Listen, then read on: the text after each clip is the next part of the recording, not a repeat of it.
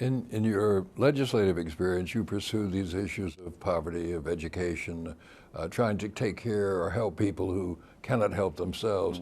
And I'm wondering, in addition to your parents, where does this concern come from? Where do these values come from? Well, it has to start with my Of parents course. because there was no other direction I could have taken. But I used to go everywhere with my father. I would be on his leg, and you know, whether or not we were going somewhere to see you, or you know, whether or not we were hanging out with Reggie, or even at Morehouse, they always used to tell me, they said, your uncle is here. And my uncle, Yeah. they say, yeah, your uncle's sitting in your office. It's like, my uncle. And it'd be Willie Ricks sitting in the office. And you know, just growing up around these people, when I pick up the phone and it's Kathleen Cleaver on the phone, you know, a lot of people don't have those experiences. So my network was a little bit more expansive. And just, you know, Judy Richardson, being able to just walk up and hug her.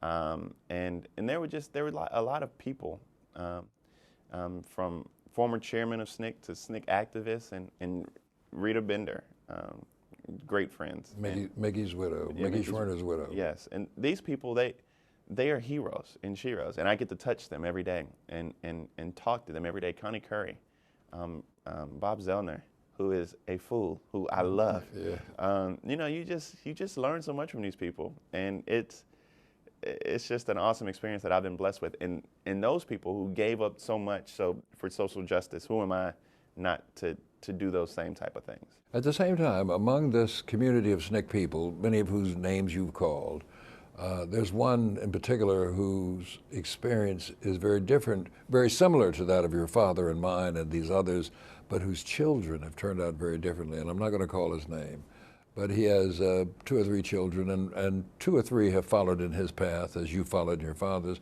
and one has gone the opposite direction. And he is at a loss to explain why this happened, why these 2 went this way, these 2 went this way. So why did you go this way? It's not given that because you have these parents, because they had these experiences, that you're going to turn out this way. Well, my sister, she's found it later in her life. She is an internist, and she's made a lot of money in her career, and she did the private practice thing and made good gobs of money. But she's at home now at the Veterans Hospital, and she loves it. She loves being able to sit and talk to veterans and talk about their lives and help them.